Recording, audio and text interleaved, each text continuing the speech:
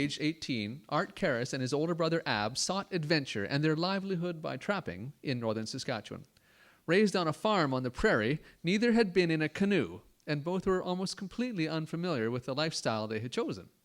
Years later, Art wrote about the 7 years they spent in the north. That book, North to Cree Lake, became a bestseller, largely through word of mouth and through Art's promotion, and is now in its 5th printing.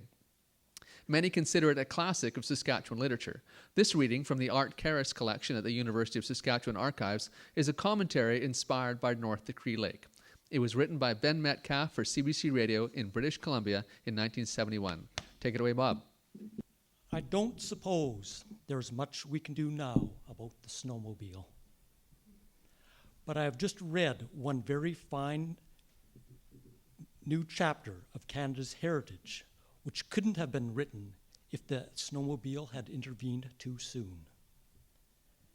This is the book, North to Cree Lake, by Arthur L. Karras.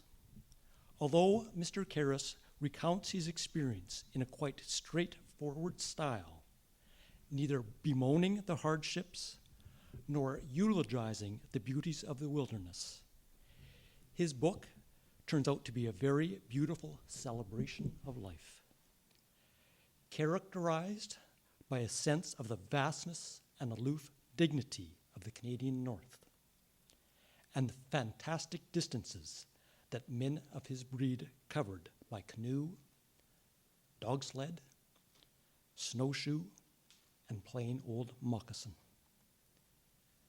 Neither the life nor the literature of the Canadian wilderness will ever be the same now, because the snowmobile has destroyed the vastness, the distance, the remoteness, and the quiet dignity of the land. As I say, you won't notice these things until it's too late. But read Mr. Karras's book, and then read a Skidoo advertisement, which persuades every noise and speed freak in the country to hurry on down to the corner finance company and get himself, his wife, and his kids a carport full of these snorting beasts to go and rip up the countryside. I can see the black leather parkas coming up next, and the little mountain towns invaded and terrorized by another Marlon Brando and his wild ones. Hell's Angels on Skidoos. When I think of these things, I really don't want to hear of the advantages of the snowmobile.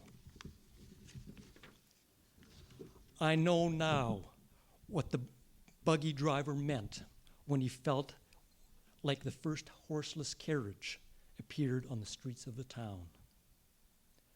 Like the automobile, the snowmobile will not necessarily make the world a better place, but it will make greater and greater demands on us through the snowmobile lobby. They're organizing now. And in celebration of our 1 week of winter, I say, let's retire the snowmobile today.